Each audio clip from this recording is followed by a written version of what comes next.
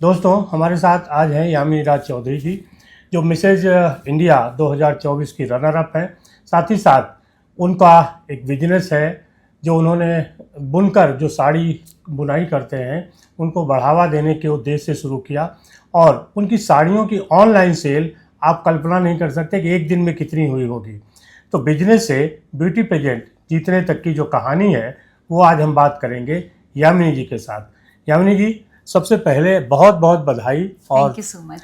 आज लखनऊ में हैं तो हम लोग आपका बहुत बहुत स्वागत करते हैं। क्या कहानी है आपके ब्यूटी पेजेंट जीतने की, थोड़ा उसको बताइए और कैसे प्रेरित हुई उधर जाने के लिए। अच्छा, जहाँ तक ब्यूटी पेजेंट की बात है हाँ, तो मेरा ऐसा कोई ख्याल नहीं था कि मैं कभी ब्यूटी पेजेंट में जाऊंगी, ऐसी कोई बहुत इच्छा नहीं थी। पर एक बचपन से ही एक मेरा सपना था कि मैं इंडिया को हाँ, इंटरनेशनल स्टेज पर रिप्रेजेंट करूं, हाँ, किसी भी फॉर्म में, कैसे भी, बस मुझे इंडिया को रिप्रेजेंट करना था। वहाँ मुझे अपना नाम सुनना था, यामिनी करके। हाँ, हाँ, तो वो बस चीज़ें चल रही थी, तो समहाउ ये चीज़ हमारे बीच में आई। एक मैंने जगह मैंने ये ऐड आया तो मैंने उसको देखा हाँ, और मैंने कहा चलो ट्राई किया जाए। तो फिर मैंने उसमें ट्राई किया, हाँ, क्योंकि यही एक रास्ता था जो कि जो महिलाएं हैं जिनकी शादी हो गई है वो भी अपने इंडिया को रिप्रेजेंट कर सकें, अपने सपने पूरे कर सकें। तो मैंने कहा चलिए देखते हैं एक बार। तो मैंने इसके लिए ट्राई किया। कैसे हुआ था ये शो, क्या था और थोड़ा सा बताइए। ऐसे ही मैं एक्चुअली एक बार अपने बिजनेस के सिलसिले में हाँ, मुझे all India business women association की तरफ से अवार्ड मिला था बेस्ट वुमेन बिजनेस वुमेन का। तो वहाँ पर अदिति गोवित्रिकर जी आई थी जो कि मिसेस वर्ल्ड हैं। हाँ, वो फर्स्ट मिसेस वर्ल्ड हैं। उससे पहले तो शायद इतना ज़्यादा हाँ, लोगों में अवेयरनेस नहीं थी इस हाँ, बारे में। तो उन्होंने जब वहाँ पर मुझे ये अवार्ड दिया और वहाँ पर एक छोटा सा उन्होंने आईवा क्वीन कंपटीशन भी रखा था, जो जितनी वुमेन थी वहाँ पर हाँ, जो अवार्ड लेने आई थी, अवार्डी उनके बीच में। तो वहाँ मैंने रैंप वॉक किया, क्योंकि मुझे स्टेज का कोई फियर नहीं था। तो हाँ, मैंने अपने अच्छा सा उनको इंटरव्यू दिया, रैंप वॉक किया। तो वहाँ पर मैं आईवा क्वीन चुन ली गई। एक दिन का ही प्रोग्राम था। तो वहाँ मुझे अदिति गोवित्रिकर ने कहा कि आप ट्राई क्यों नहीं करती मिसेज इंडिया के लिए, आप में वो सब चीज़ें हैं और आपको ट्राई करना चाहिए। तो मैंने कहा चलिए ट्राई करते हैं। तो वहाँ से ही जर्नी शुरू हुई हाँ। और फिर यहाँ पर आके रुकी आप सब लोगों के सामने। मैं मिसेज इंडिया का क्राउन पहने बैठी हूँ। अच्छा, लेकिन क्या तैयारियां की थी इसकी? कुछ आप पहली बार स्टेज पे थी, फिर भी आपको अपने को फिट रखने के लिए और बहुत सारी महिलाएं रही होंगी उनके साथ compete करने के लिए। जी। इनका पूरा प्लान होता है हाँ, कि जब कोई पेजेंट आप जाते हैं तो जिस कंपनी के थ्रू जाते हैं जो, तो उनके अपने प्लान्स होते हैं कि आपने कैसे उनको अपनी जो कंटेस्टेंट हैं उनको कैसे ग्रूम करना है, उनको कैसे इंटरनेशनल स्टेज पर रिप्रेजेंट करना है, नेशनल स्टेज पर रिप्रेजेंट करना है। तो उसके लिए हमारी 6 मंथ बहुत अच्छी सी ट्रेनिंग चली, हाँ, जिसमें कि सेलिब्रिटीज़ के द्वारा हमारी ट्रेनिंग ली गई। हमारी वॉक की ट्रेनिंग, हमें कैसे कपड़े पहनने हैं, हमारा वार्डरोब कैसा हमें बनाना है, उस सब की हमारी अच्छी खासी ट्रेनिंग हुई। हाँ, कैसे बात करनी है, टेबल एटिकेट्स कैसे होते हैं, कैसे बैठना है।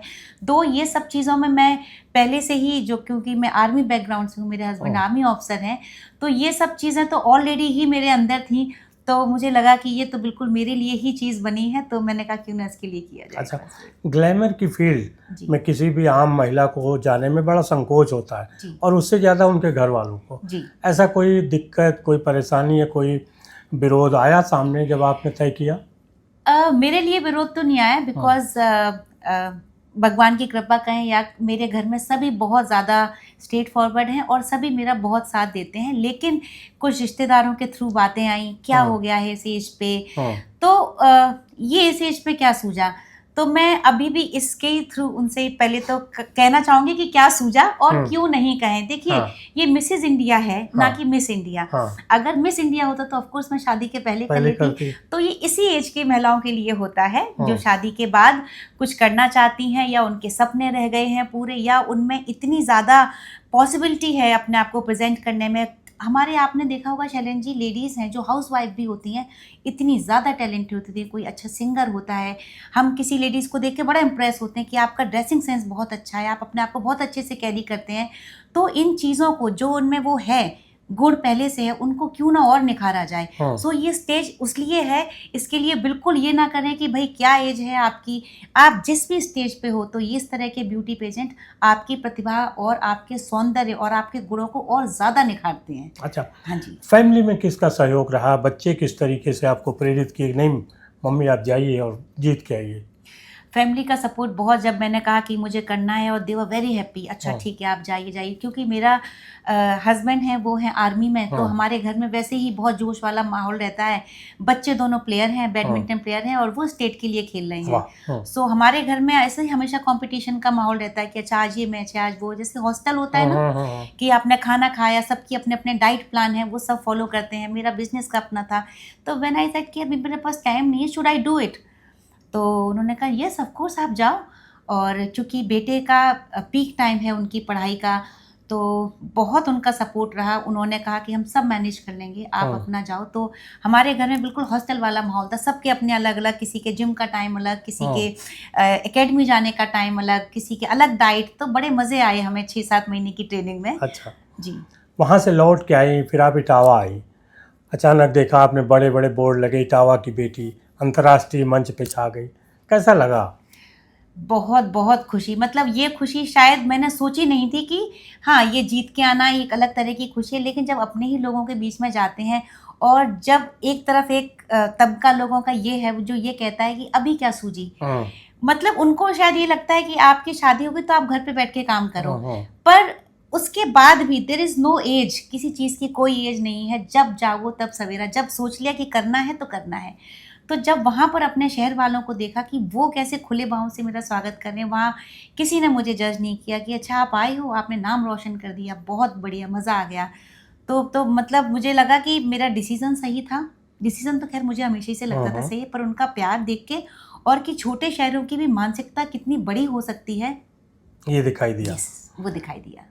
इसकी कहानी आपके पीछे शुरू होती है, आपने बुनकरों के लिए काम किया। जी। क्या है वो कंपनी, कैसे बनाई, आपकी जो ब्रांड है, हाँ जी। और अब उसकी क्या स्थिति है?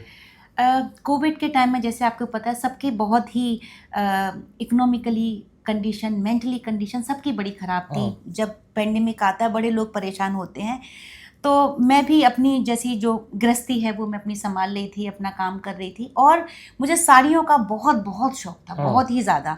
हाँ। मतलब आई यूज़ टू बाय साड़ी, मैं बहुत साड़ी खरीदती थी, और वो साड़ी के चक्कर में कुछ वीवर्स को भी जान गई थी जो कि साड़ी बना के मैं मुझे देते थे और मैं ऐसी खरीदती थी। जब ये पेंडेमिक आया तो उनकी बड़ी बुरी हालत हो गई, वो कमरे में बंद थे या उनका व्यापार पूरी तरह से ख़त्म हो चुका था।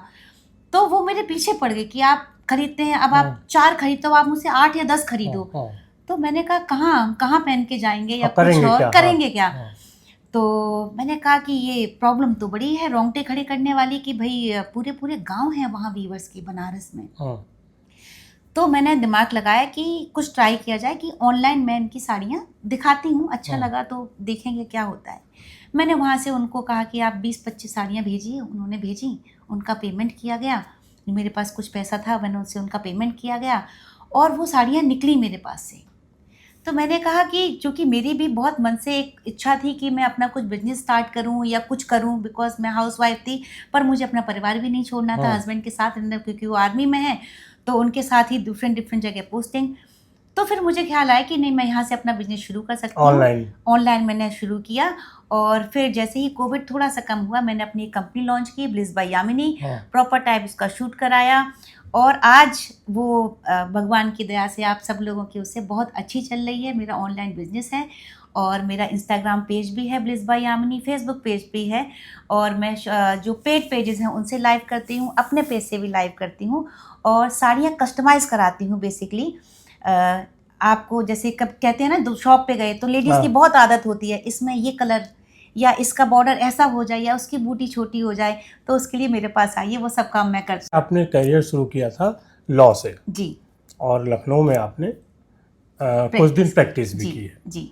अभी क्या स्थिति है, आगे कुछ प्लान में है कि प्रैक्टिस करेंगी? देखिए शैलेंद्र जी, आप भी जानते हैं वकालत एक ऐसा पेशा है और हाँ। डॉक्टरी कि आप एक जगह रहकर ही अपना नाम कमाते हैं। हाँ। मुझे सब कुछ चाहिए। पहले मैंने सोचा चलिए करियर चुनती हूँ और आके मैं कुछ टाइम रही भी, फिर मैंने कहा कि नहीं, मतलब मुझे अपना घर परिवार भी चाहिए, करियर भी चाहिए, तो वो फील्ड में पीछे छोड़ आई। अभी भी अवध बार काउंसिल की मेंबर हूँ मैं। हाँ। तो लेकिन अभी तो नहीं, बिकॉज अभी जो रास्ता मैंने अपनाया है उससे मैं बहुत खुश हूँ और टाइम ही नहीं है मेरे पास। पर यस, जो मेरी एक ख्वाहिश है कि मैं जैसे गरीबों की मदद के लिए तो उसमें है, तो लीगल एडवाइस या लीगल एड मैं हमेशा प्रोवाइड करूँगी अगर ऐसी किसी को मेरी ज़रूरत होती है तो। एक कहानी पीछे छूट गई। जी एक ऑनलाइन सेल आपने की जिसके जरिए आपको अवार्ड मिला जी और फिर उस अवार्ड के जरिए आप ब्यूटी पेजेंट तक पहुंची। जी। ऑनलाइन क्या अवार्ड था, कैसे उसको जीता था, एक दिन में इतनी सेल कैसे हुई थी? मैं एक प्लेटफॉर्म्स होते हैं, जिन लोगों को नहीं पता है मैं बताती हूँ। हाँ। कुछ पेड प्लेटफॉर्म होते हैं, आईवा है, इंद्रधनुष है, उस पे कुछ महिलाएं हैं जो कि उनकी मेंबर हैं। 90,000 80,000 ऐसी महिलाएं उनकी मेंबर हैं। हाँ। तो जब आप उस पर शो करते हैं तो उस पर एक बार में 100 लेडीज़ हो गई, 200 लेडीज़ हो गई, ऐसे वो एक बार में शो देखते हैं। पर एक शो मैंने किया था, मुझे नाइट का स्लॉट मिला था 12 बजे के करीबन। हाँ। उसमें 2000 व्यूवर्स थे, लाइव महिलाएं थीं और रातों रात ही सेल बहुत बहुत अच्छी पहुंच गई। तो हाँ। उतनी शायद किसी की शो में उससे पहले नहीं पहुंची थी, तो इसके लिए फिर मुझे अवार्ड दिया गया। उसी अवार्ड के जरिए आप इस ब्यूटी पेजेंट तक पहुंची थी। जी लेकिन आप प्राणिक हीलर भी हैं, सिंगर भी हैं, जी। ये शौक कैसे पूरे होते हैं? देखिए शरण जी, मेरा लाइफ का अभी भी फंडा है, आपको ह्यूमन लाइफ मिली है, जैसे मैं हाँ। अपना हम सब, तो मुझे ये है कि कॉन्फिडेंस तब आता है जब आप में नॉलेज हो। हाँ। और पूरा मेरी ज़िंदगी का बस ये कि मैं जो कुछ करूँ वो परफेक्शन में होना चाहिए, परफेक्ट होना चाहिए। हाँ। और हर दिन मैं कुछ नया सीखती हूँ। तो ये नहीं है कि आज मैंने संगीत में हासिल कर लिया या मेरी हॉबी डांस है, हाँ। उसके बाद अगर मैंने डांस सीख लिया तो मैं कुछ नया पकड़ूंगी। अच्छा। सो ये मेरी बड़ी मतलब हॉबी है, कुछ ना कुछ नया सीखने की। सो मैं प्राणिक हीलर हूँ, शादी से पहले मैंने सर्टिफाइड प्राणिक हीलर हूँ। संगीत मेरा शौक था, फिर मैंने कहा क्यों ना इसको मतलब परफेक्ट किया जाए, जब हाँ। शौक है तो उसको बिल्कुल ही परफेक्शन किया जाए। तो फिर मैंने इसमें पूरी तरह से इसकी शिक्षा ली, क्लासिकल संगीत सीखा और अभी मैं स्टेज पर भी गाती हूँ। अच्छा जी। दोस्तों देखिए किस तरीके से अपनी शख्सियत को निखारने के लिए यामिनी जी ने क्या क्या चीज़ें की हैं और हर फील्ड में उन्होंने परफेक्शन हासिल की है। आगे का कुछ प्लान है? जी शैलेंद्र जी, आगे का प्लान ये है, जैसे कि जो मेरे बचपन का सपना था वो तो पूरा होने ही जा रहा है। हाँ। 2025 में मैं इंडिया को रिप्रेजेंट करूँगी हाँ। इंटरनेशनल स्टेज पर। हाँ। और जो मेरी साड़ी जो मेरा खड़ा किया हुआ बिजनेस है, हाँ। उसको भी इंटरनेशनल स्टेज पर और मैं ग्लोबली ले जाऊं, ये सपना है मेरा। देखिए कैसे अच्छा। मेहनत इसी की तरफ है अभी। और इटावा जैसे शहर जी की एक छोटे से शहरों से महिलाएं किस, देखिए बेटियां तो तमाम बार आगे चांसेस मिलते हैं लेकिन महिलाओं को उतने अवसर नहीं मिलते हैं। जी। तो कुछ ऐसे छोटे शहरों में रहने वाली महिलाओं के लिए आपका क्या संदेश है? मेरा उनके लिए संदेश है, हर महिला में कुछ ना कुछ, आप जैसे कभी कहते नहीं कुछ भी नहीं है हमें, मतलब आप जैसे कुछ कुकिंग में बहुत अच्छे होते हैं, कुछ सिलाई कढ़ाई में बहुत अच्छे, तो अपने किसी भी हुनर को कम मत आकिए। हाँ। कि आप में किसी में बहुत अच्छे, जब तैयार होने का किसी में बहुत शौक होता है कि बहुत अच्छे तैयार हो गए हैं, हाँ। आप उस फील्ड में जाइए, आप ब्यूटी पार्लर खोलिए। आप बस अपने जो आपके सपने हैं उनको मत मारो, अपनी हॉबीज़ हैं, हॉबीज़ को ही आप धीरे धीरे धीरे धीरे निखारो और डेली निखारो। एक दिन में कहते हैं ना कि एकदम से कुछ नहीं होता है, छोटे छोटे स्टेप लीजिए, उनको आप निखारिए जो आप में खूबियाँ हैं और फिर धीरे धीरे आप उनको आगे ले जाइए। तो आप अगर जो आपकी हॉबी है, जो आप जिस काम को करने में आपको मज़ा आता है, वही आपका करियर बन जाए, तो कहते हैं ना कि दिन रात भी लगे रहो, सोने पे सुहागा, दिन रात भी लगे रहो, तो आपको उसमें ये नहीं लगता है कि आप मेहनत कर रहे हो, ये लगता है कि आप तो अपनी ज़िंदगी जी रहे हो। हाँ। जी। तो आपको एक ऐसी बातचीत लगी ज़रूर बताइएगा और फॉलो करिए यामिनी जी को, जिससे आपको पता चल सके किस तरीके से ज़िंदगी में बदलाव आपको आगे बढ़ने के लिए प्रेरित करते हैं। बहुत शुक्रिया आपका। Thank you so much Shailendra ji. और दोस्तों आपका भी बहुत शुक्रिया कि आप इतने लंबे समय तक हम लोगों के साथ जुड़े रहे। धन्यवाद।